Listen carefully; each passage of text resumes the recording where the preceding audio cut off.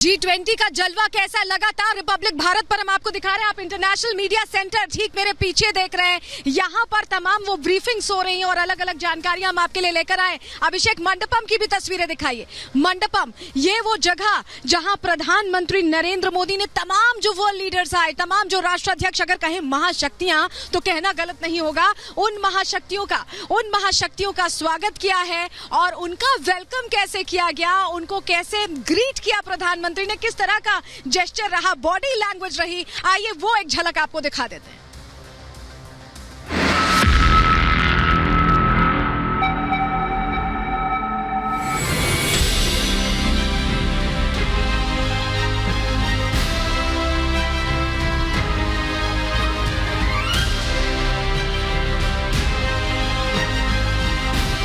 G20 के president के तौर पर भारत पूरी दुनिया का आह्वान करता है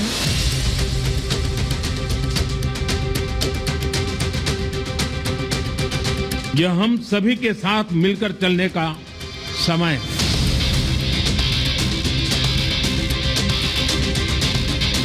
मानवता का कल्याण और सुख सदैव सुनिश्चित किया जाए।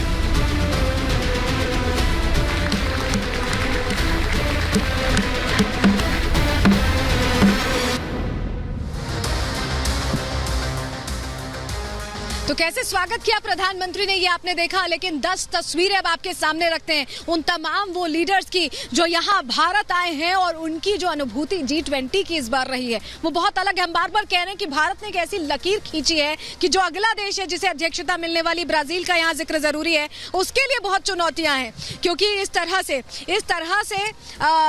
से स्वागत कहीं नहीं किया गया होगा। और आप देख रहे हैं मैक्रो की तस्वीरें, इमैनुअल मैक्रो की तस्वीरों की आप तस्वीरें में देख पा रहे हैं। फ्रांस के जो राष्ट्राध्यक्ष हैं वो पहुंचे हुए हैं भारत, और उनकी तस्वीरों के अलावा हम आपको जो बाइडेन हैं, कनाडा के जस्टिन ट्रूडो हैं, इमैनुअल मैक्रो हैं, ऋषि सुनक, मोहम्मद बिन सलमान, तुर्की के तैयब एर्दोगान, ये तमाम वो लोग हैं जो पहुंचे हैं। लेकिन आप अभी जो तस्वीरें देख पा रहे हैं इमैनुअल मैक्रो की तस्वीरें, और इमैनुअल मैक्रो ऐसा लग रहा है कि नालंदा यूनिवर्सिटी का जो पूरा छवि उकेरी गई है, जो वेलकम एरिया है उसमें, उसके बारे में जानकारी ले रहे हैं, क्योंकि राष्ट्रपति द्रौपदी मुर्मू वहां मौजूद हैं। आप देख पा रहे हैं प्रधानमंत्री उनको ब्रीफ कर रहे हैं। तो ऐसा लग रहा है कि इमैनुअल मैक्रो भारत मंडपम से जो यहाँ पर एक तरह से बुलाया गया है डिनर के लिए, उससे पहले वो तस्वीरें देख रहे हैं जहां पर नालंदा यूनिवर्सिटी की झलक रखी गई है उसके बारे में, क्योंकि नालंदा से जुड़ा हमारा इतिहास रहा है। ऐसे में वो भी यहाँ उकेरने की कोशिश की है, धरोहरों को समेटने की, उनको जोड़ने की और पूरी दुनिया को दिखाने, क्योंकि भारत की जो संस्कृति है, भारत का जो पठन पाठन भी है, उसकी भी जड़ें गहरी हैं। वही यहाँ पर शेयर कर रहे हैं प्रधानमंत्री, ऐसा तस्वीरों को देखकर लग रहा है। हालांकि और जानकारी इसके लिए इंतजार करना होगा कि क्या वाकई यही जानकारी ले रहे थे। लेकिन आपने एक और तस्वीर देखी होगी, कोणार्क चक्र जिसको उकेरा गया था, उसकी झलक उकेरी गई थी जब प्रधानमंत्री बैठकों से पहले, दोनों सेशंस जब शुरू हुए उससे पहले राष्ट्राध्यक्षों का और मेहमानों का स्वागत कर रहे थे। उसकी खासियत क्या है उसके बारे में भी आपको बता देते हैं, क्योंकि पहले इसी से समय कैलकुलेट होता था पुराने दौर में। अगर आपको बताएं तो पुरी के सूर्य मंदिर में ये कोणार्क चक्र है, कोण और अर्क से शब्द बनाकर जोड़कर इसे कोणार्क कहा जाता है। 13वीं शताब्दी में इसका निर्माण किया गया था, ऐसे में बहुत पुराना है। राजा नरसिम्हा देव प्रथम के शासन में 13वीं शताब्दी में इसका निर्माण हुआ था। प्राचीन ज्ञान और इसके अलावा उन्नत सभ्यता, वास्तुशिल्प का ये प्रतीक माना जाता है। कालचक्र के साथ प्रगति और परिवर्तन का प्रतीक है। तो सोचिए, जो परिवर्तन भारत देखना चाहता है, जो परिवर्तन लाना चाहता है, सकारात्मक तब्दीलियां, जो माइंडसेट है, जो फलसफा है भारत का, जो मूल मंत्र है, वो यहाँ पर एक झलक के तौर पर जब तमाम राष्ट्राध्यक्ष पहुंच रहे थे तो प्रधानमंत्री ने उसी के जरिए स्वागत किया है। और चलिए आगे बढ़ते हैं। G20 के दौरान एक देश ऐसा था जिसे दिक्कत हो रही थी, भारत के बढ़ते कद से दिक्कत हो रही थी। आपने देखा कि चीन नहीं पहुंचा, शी जिनपिंग नहीं पहुंचे, प्रधानमंत्री उनके जरूर पहुंचे, लेकिन शी जिनपिंग को बुलावा गया था, वो नहीं पहुंचे, प्रतिनिधि के तौर पर प्रधानमंत्री को भेजा। लेकिन यहाँ पर एक तरह से घेरेबंदी हो गई चीन की, चीन को चित्त कर दिया गया भारत में। क्यों हम ऐसा कह रहे हैं? क्योंकि जो चीन की तमाम चालें हैं वो यहाँ नाकाम होती नजर आई। विस्तार विस्तारवादी नीतियां भी नाकाम हुई हैं। कैसे, रिपोर्ट के जरिए देखिए और समझिए।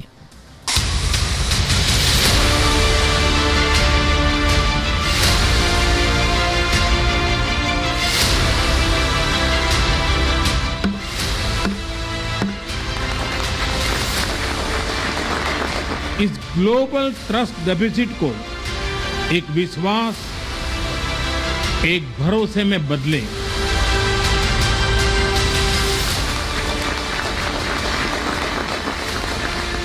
कुछ इस तरह भारत की अध्यक्षता में G20 शिखर सम्मेलन का आगाज हुआ। इस आगाज के साथ भारत ने कई मोर्चों पर बाजी मार ली और खुद को ग्लोबल साउथ के लीडर के तौर पर दुनिया में स्थापित कर दिया।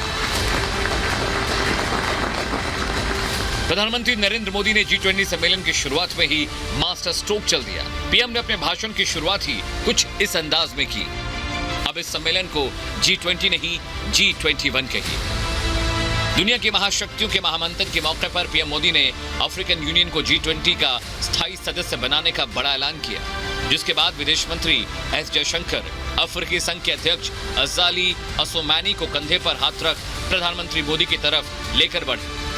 सबका साथ की भावना से ही भारत ने प्रस्ताव रखा था कि अफ्रीकन यूनियन को G20 की स्थायी सदस्यता दी जाए।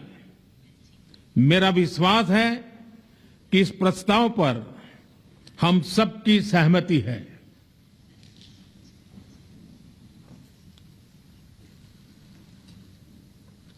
आप सबकी सहमति से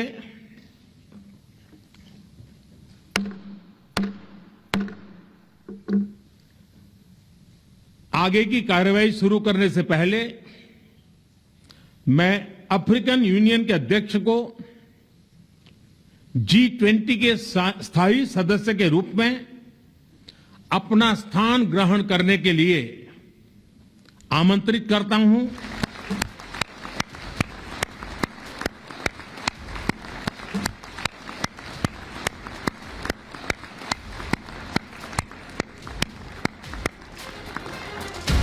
Excellency,